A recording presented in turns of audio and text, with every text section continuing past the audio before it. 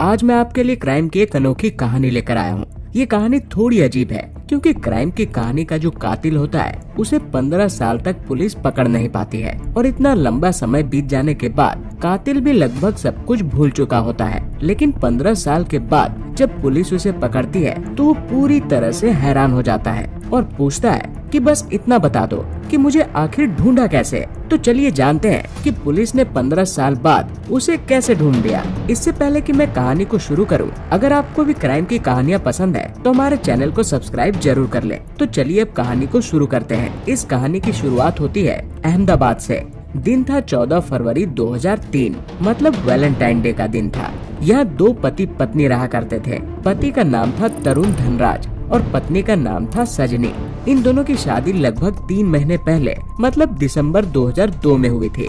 सजनी अहमदाबाद में एक बैंक में एग्जीक्यूटिव ऑफिसर थे और तरुण अहमदाबाद में ही एक स्कूल में पीटी टीचर का काम करता था और साथ में वॉलीबॉल का कोच भी था। सजनी और तरुण की शादी एक अरेंज मैरिज थी। दोनों के परिवार केरल के रहने वाले थे, लेकिन बाद में नौकरी और काम के चलते सजनी का परिवार अहमदाबाद शिफ्ट हो गया था। तरुण का भाई भी अहमदाबाद में जॉब करता था, इसलिए तरुण भी अपने भाई के पास अहमदाबाद में ही रहने लगा था और यहीं के एक स्कूल में वॉलीबॉल कोच की जॉब करने लगा। दोनों के परिवार केरल से ही थे। उनके ज्यादातर रिलेटिव्स भी केरल से ही थे, तो उन्हीं रिलेटिव्स की वजह से इन दोनों के रिश्ते की बात को आगे बढ़ाया गया, जिसके बाद दोनों का रिश्ता तय हो जाता है। फिर शादी हो जाती है। शादी से पहले तरुण अपने भाई के साथ रहा करता था, लेकिन शादी के बाद अब उसने एक अपार्टमेंट में एक फ्लैट ले लिया और सजनी के साथ उसी फ्लैट में रहने लगा। शादी के बाद दोनों के बीच सब कुछ ठीक था और सब नॉर्मल चल रहा था, क्योंकि तरुण स्कूल का वॉलीबॉल कोच था और जब भी स्कूल का मैच कहीं बाहर हुआ करता था तो स्कूल की टीम के साथ अक्सर तरुण को बाहर जाना पड़ता था। जब भी तरुण घर से 2-3 दिनों के लिए बाहर जाता तो जाने से पहले सजनी और उसके घर वालों को एक बात कहता था। वो कहता था कि इस एरिया में अक्सर लूटपाट और चोरी होती रहती है, तो इसलिए जब मैं यहाँ नहीं रहूँ तो सजनी का अकेले रहना ठीक नहीं है, इसलिए वो मायके चली जाए। सजनी के घर से कुछ ही दूर अहमदाबाद में ही उसके घर वाले थे। माँ, पिता, बहन सभी लोग मौजूद थे। तो जब कभी भी तरुण वॉलीबॉल मैच के लिए बाहर चला जाता तो सजनी अपने मायके चली जाया करती। अब आते हैं 5 फरवरी के दिन, मतलब 14 फरवरी 2003 से ठीक 8 दिन पहले। इसी दिन सजनी अपने मायके गई हुई थी और अपने मायके से घर लौट रही थी, लेकिन उसकी स्कूटी में पेट्रोल नहीं था। तो सजनी ने अपने पिता से कहा कि पापा, मुझे स्कूटी में पेट्रोल डलवाने के लिए कुछ पैसे चाहिए। तो सजनी के पिता को थोड़ा अजीब लगा और सजनी के पिता ने उससे पूछा कि तुम्हारे और दामाद जी के बीच सब कुछ ठीक तो है ना। तो सजनी खामोश हो गई, लेकिन फिर बोली कि ऐसी कोई बात नहीं है, सब कुछ ठीक है। फिर सजनी अपने घर चली जाती है। फिर 14 फरवरी का वो दिन आता है। इस दिन सजनी करीब 7:30 बजे अपने मायके फोन करती है और अपनी बड़ी बहन से 10-15 मिनट देर तक बात करके फोन रख देती है। उसके बाद 2 घंटे बीत जाते हैं। 2 घंटे के बाद सजनी के घर पर अचानक तरुण का फोन आता है। फोन पर तरुण रोते हुए कहता है कि सजनी की हालत बहुत सीरियस है, आप लोग जल्दी से हॉस्पिटल आ जाइए। सजनी के घर वाले बिना कुछ सोचे समझे हॉस्पिटल की ओर भागते हैं। हॉस्पिटल पहुंचने के बाद उन्हें पता चलता है कि सजनी की मौत हो गई है। तरुण अपनी पत्नी की मौत के बाद बैठकर बच्चों की तरह खूब रोए जा रहा था। पुलिस जब आती है तो पता चलता है कि सजनी के दुपट्टे से ही उसका गला घोटा गया था। पुलिस ने जब घर पर अच्छे से छानबीन की तो उन्हें घर का सामान बिखरा हुआ मिला और तरुण ने बताया कि घर से गहने भी गायब है। पुलिस को ये लूटपाट का मामला लग रहा था। तरुण पुलिस वालों और सजनी के घर वालों के सामने रोते हुए कहता है कि मैं हमेशा सजनी को कहता था कि एहतियात बरतो, आखिर लुटेरों ने मेरी बीबी को मार ही डाला। तरुण और सजनी की नई शादी हुई थी। शादी को अभी सिर्फ 3 महीने ही हुए थे। तरुण काफी रो रहा था। सजनी के घर वालों को भी तरुण की हालत देखकर काफी अफसोस हो रहा था। फिर अगले दिन यानी 15 को ही सजनी का पोस्टमार्टम होता है और फिर उसी दिन सजनी का अंतिम संस्कार भी कर दिया जाता है। मुख अग्नि के समय भी तरुण काफी रोए जा रहा था और उसे देखकर ऐसा लग रहा था जैसे वो मुख अग्नि देने के हालत में भी नहीं है। इसलिए फिर तरुण का भाई सजनी को मुख अग्नि देता है। इस दौरान तरुण की हालत बिगड़ने लग जाती है तो उसको हॉस्पिटल में एडमिट करवा दिया जाता है। मतलब 15 को सजनी के अंतिम संस्कार के बाद ही उसे हॉस्पिटल में एडमिट कर दिया जाता है। उधर पुलिस अपनी जांच कर रही होती है। लूट और चोरी का मामला लग रहा था, इसलिए पुलिस मोहल्ले के चोर लुटेरों की लिस्ट बना रही है ताकि इसके पीछे जो भी है उसको जल्दी पकड़ा जा सके।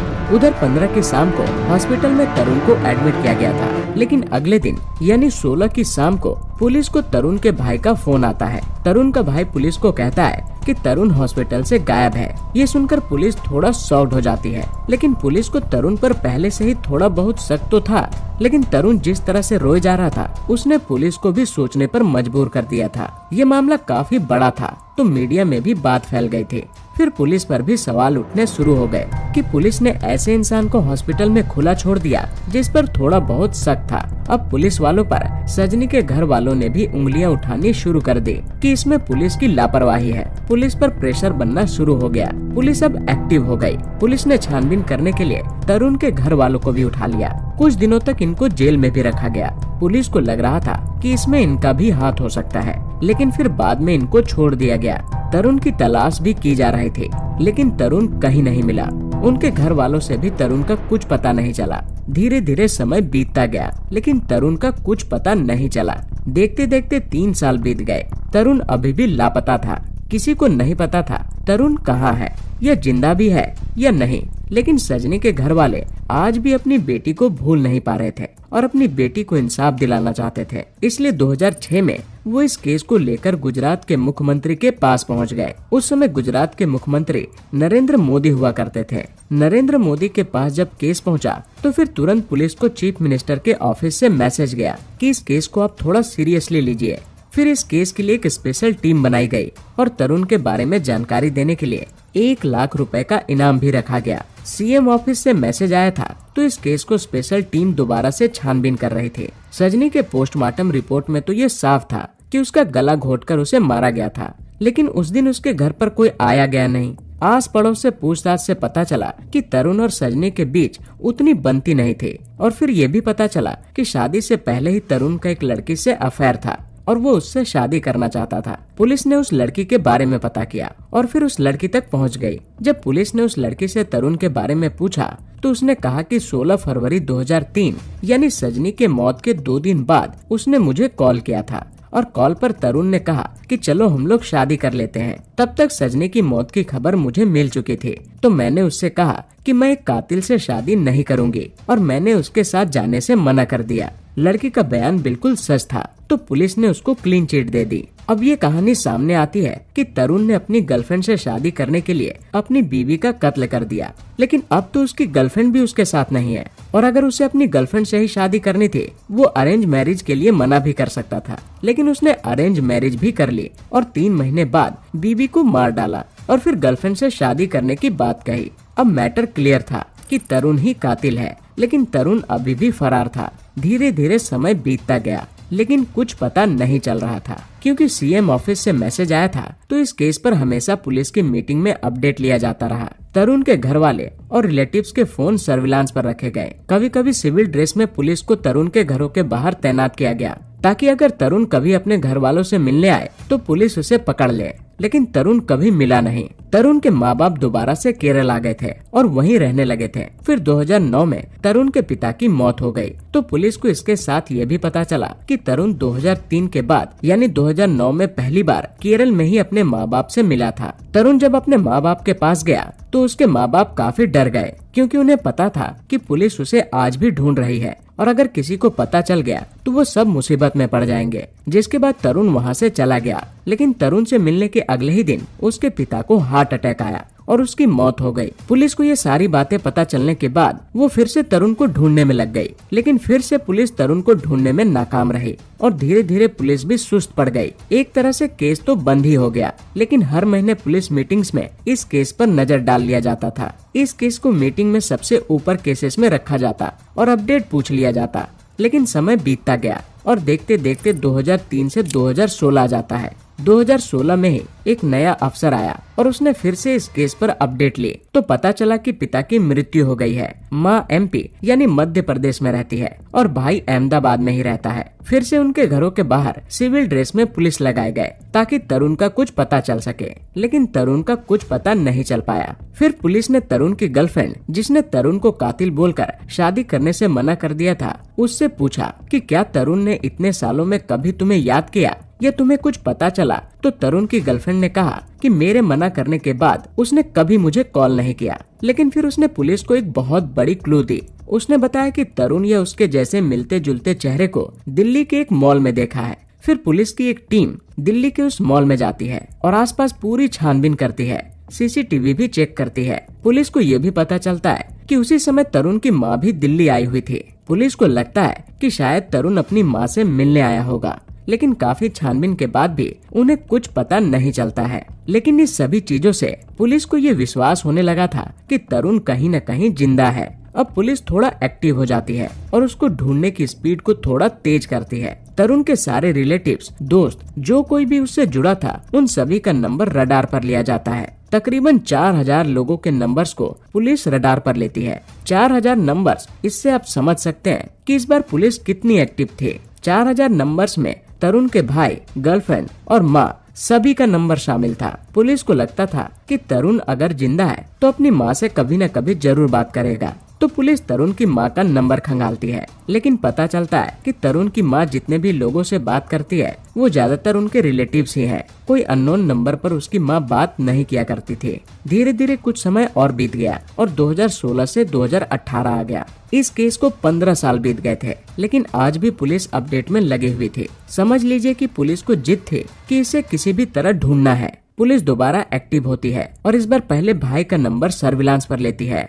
और भाई के साथ जितने भी लोगों की बात होती है उन सब पर नजर रखती है। जल्दी पुलिस को यह एहसास हो जाता है कि भाई के साथ तरुण का कोई भी कांटेक्ट नहीं है, लेकिन पुलिस को लगता है कि तरुण अपनी माँ से जरूर कांटेक्ट करेगा या पहले भी कर चुका होगा और हम चूक गए हो, क्योंकि तरुण माँ से ज्यादा क्लोज भी था। तो पुलिस फिर से तरुण की माँ के नंबर को सर्विलांस में लेती है और जिनसे भी उसकी माँ बात करती उस पर नजर रखती। बातें भी चुपचाप सुना करती, लेकिन कोई फायदा नहीं हुआ। लेकिन एक बार तरुण की माँ के नंबर पर एक लैंडलाइन नंबर से फोन आता है। पुलिस हर नंबर को क्रॉस चेक करते थे और ये पहली बार था कि किसी लैंडलाइन नंबर से उसकी माँ को कॉल आया हो। पुलिस जब इस नंबर को चेक करती है तो पता चलता है कि ये नंबर बेंगलोर के ओरेकल कस्टमर केयर का नंबर है।